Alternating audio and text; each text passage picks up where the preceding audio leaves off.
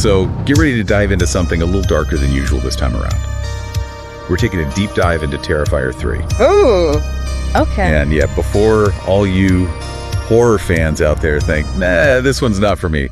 Trust me, there's a lot more to unpack here than just blood and guts. Okay. Although there's definitely plenty of that too. Right. One of our listeners reached out really curious about why this movie, of all movies, is causing such a stir lately. Interesting. It's like we've all seen the headlines, right? People passing out in theaters, critics calling it torture porn, all that. But there's this disconnect almost, because Terrifier 3 is also raking in the cash, getting tons of attention, even sparking these really intense film theory debates. Huh. It's wild. So we've got 3 reviews here, and they all take different approaches to figuring out just why this gruesome flick is resonating the way it is. I'm intrigued, yeah. What's fascinating to me, and I think one of the reviews touched on this, is how Terrifier really just throws a wrench into the whole elevated horror conversation that's been going on in the genre. Yeah, that's a good point. So for those of us who maybe haven't encountered that term before, what exactly are we talking about when we say elevated horror? So basically, it's this idea that horror can be about more than just jump scares and, buckets of blood. Right. Like, think of movies like Get Out. The horror is all tied up with social commentary, right? Right. Or Hereditary, which digs into grief and mental illness.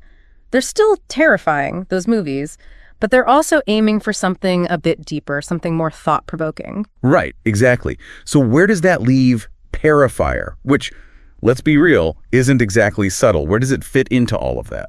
Yeah, well, it kind of doesn't. And honestly, that feels pretty deliberate. One of the reviews even mentioned a piece by Roger Ebert way back when, where he argued that sometimes you just want a good, old-fashioned, visceral horror experience. Yeah, I get that. The kind of movie that doesn't shy away from the gore, that just embraces that raw thrill of being scared. And Terrifier seems to be tapping into that and doing it intentionally, with a wink and a chainsaw, Yeah. Yeah. It's like the difference between like a 5-star meticulously crafted meal and then just a big juicy burger piled high with toppings. Exactly. Sometimes you're in the mood for one, sometimes the other. Totally. And I think for a lot of horror fans, Terrifier is that craving for something less cerebral, more purely visceral. Totally. Which kind of brings us to the main attraction here, the one and only Art the Clown. Right. This is a character who started out in these super low-budget indie movies, and now he's practically got a cult following. It's true. People are fainting in theaters for crying out loud. It's wild. It's like the little horror movie villain that could. It really is. And what I find interesting is how he's like following this similar trajectory to other horror icons like Freddy, Jason, the greats. Yeah. They didn't start out as these pop culture phenomena, right? It took time, multiple movies for those characters to cement themselves in the Horror Hall of Fame. To become icons. Exactly. Yeah. And with Terrifier, it's like we're seeing that evolution happening right in front of us, It really does feel that way, yeah. This third film, it's like it's fanning the flames of something that could become seriously iconic. For sure. And, one of the reviewers, they even compared David Howard Thornton's performance as art to the physical comedy of silent film stars. Wow. Buster Keaton, Charlie Chaplin, those types. Interesting. Yeah, it's not an obvious connection, but when you think about how Thornton uses these exaggerated movements, these expressions, to create this really unsettling blend of humor and menace. It kind of makes sense, yeah. It clicks. It's like he's found this weird, terrifying sweet spot between like Pennywise and Charlie Chaplin. Right. Definitely not your average slasher villain. Absolutely not. And that uniqueness, that willingness to really push boundaries, that's a huge part of what makes Art the Clown so fascinating and so potentially iconic, I think. Yeah. Speaking of pushing boundaries, things get a little wild in this third movie, wouldn't you say? Oh, for sure.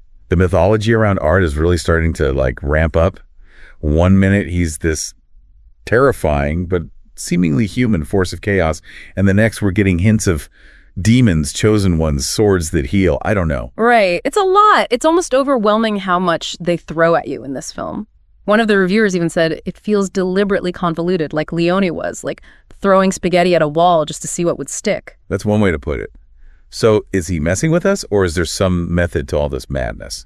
It's tough to say for sure, but I mean, there are parallels to other successful horror franchises, wouldn't you say? Think about how many Saw movies it took for them to fully explain Jigsaw's whole deal. Yeah. This gradual unveiling of the mythology, even if it's confusing at first, it keeps the audience guessing. Oh, absolutely. It fuels all those fan theories and online discussions.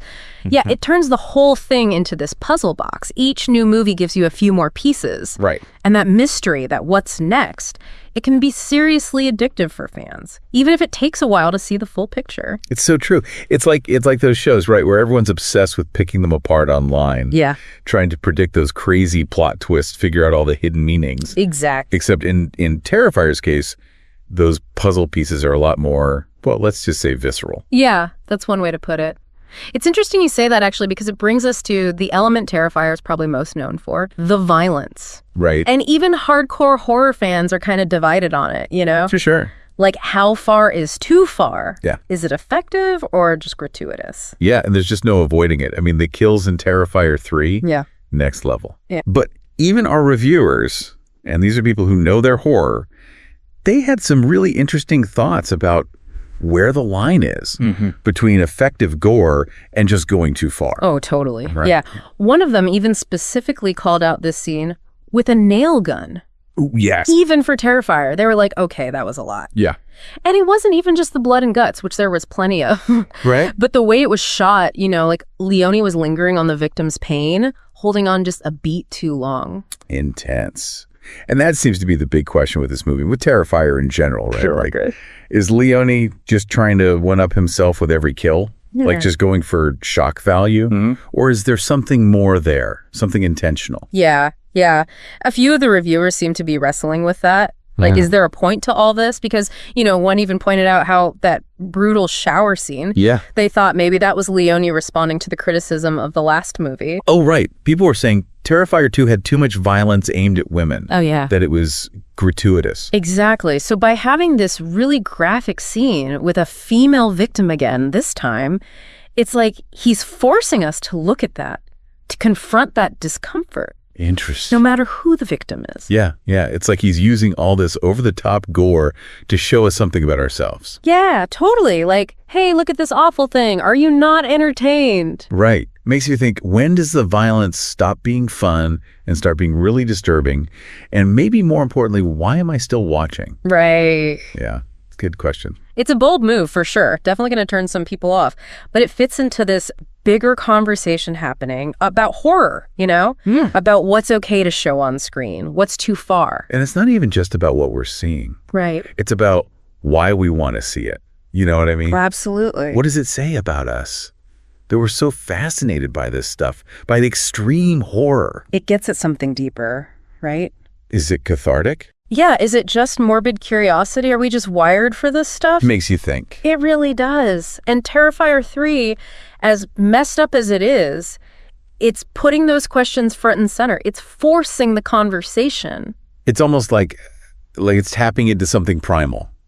You know, Probably. that morbid curiosity we have about stuff we're not supposed to look at, Yeah. but we can't look away. It's like a car crash. Exactly. And the really interesting thing is, it's not just about this one movie. Right. This isn't just about how shockingly violent Terrifier 3 is. It's about what that violence represents. Okay. What it says about us as an audience. Yeah. And about the state of horror itself. Like, where does the genre go from here? Right. You know? So if Terrifier 3 is like a snapshot of where we are right now, what does that mean for the future of this franchise? Yeah. Because, I mean, the reviewers definitely dropped some hints about where things might be headed. They did. And brace yourself. Okay, hit me.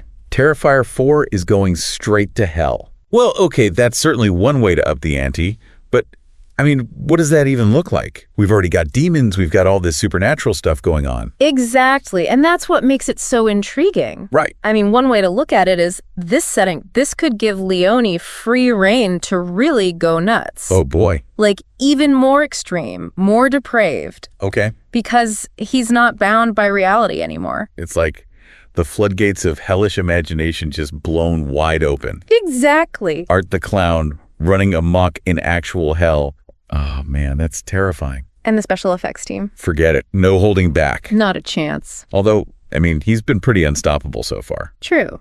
Could this be it? What do you mean? Could hell be where Art the Clown finally meets his match? Oh, interesting. You're thinking maybe hell itself is the ultimate antagonist. Yeah, or maybe it's the opposite. Okay. Maybe hell is like a home away from home for art. Right, where he truly belongs. Exactly. Oh, that's a chilling thought. It's Terrifier, man. It's supposed to be chilling. You're right. But that's what I love about this franchise. It's always keeping us on our toes. It's true. And it makes you think, when a horror movie has already gone as far as Terrifier, taste-wise, what's left? Exactly. It's like, where do you even go from there except maybe literally hell? Right. I'm so curious to see what Leone comes up with. Me too, honestly. It's going to be a wild ride.